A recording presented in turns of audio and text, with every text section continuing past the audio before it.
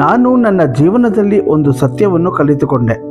ಬಲಿಷ್ಠನಾಗಿರುವುದು ಮಹತ್ವವೇನಲ್ಲ, ದುರ್ಬಲನ ಕೈ ಹಿಡಿಯುವ ಹೃದಯವೇ ದೇವರ ದೃಷ್ಟಿಯನ್ನು ಸೆಳೆಯುತ್ತದೆ. ನಾನು ಕೆಳಗೆ ಬಿದ್ದಾಗ ಜನರು ನೋಡುತ್ತಿದ್ದರು, ಸಹಾಯಕ್ಕೆ ಬರಲಿಲ್ಲ. ಆದರೆ ದೇವರು ನನ್ನನ್ನು ಎತ್ತಿ ನಿಲ್ಲಿಸಿದನು. ನನ್ನ ದುಃಖದ ದಿನಗಳಲ್ಲಿ ನನ್ನ ಶತ್ರುಗಳು ಸಂತೋಷಿಸಿದರು, ಆದರೆ ದೇವರು ನನ್ನ ಹಾಸಿಗೆಯ ಬಳಿಯೇ ನಿಂತಿದ್ದನು.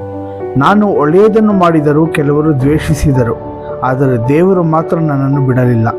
ಇಂದು ಕೇಳು, ನೀನು ದುರ್ಬಲನಿಗೆ ಒಳ್ಳೆಯದನ್ನು ಮಾಡಿದರೆ ದೇವರು ನಿನ್ನ ಸಂಕಟದ ದಿನದಲ್ಲಿ ನಿನ್ನನ್ನು ಮರೆಯುವುದಿಲ್ಲ. ಮನುಷ್ಯರು ನಮ್ಮ ಕೈ ಬಿಡಬಹುದು, ಆದರೆ ನಮ್ಮ ದೇವರು ಒಳ್ಳೆಯ ಹೃದಯವನ್ನು ಯಾವತ್ತೂ ಕೈ ಬಿಡುವುದಿಲ್ಲ.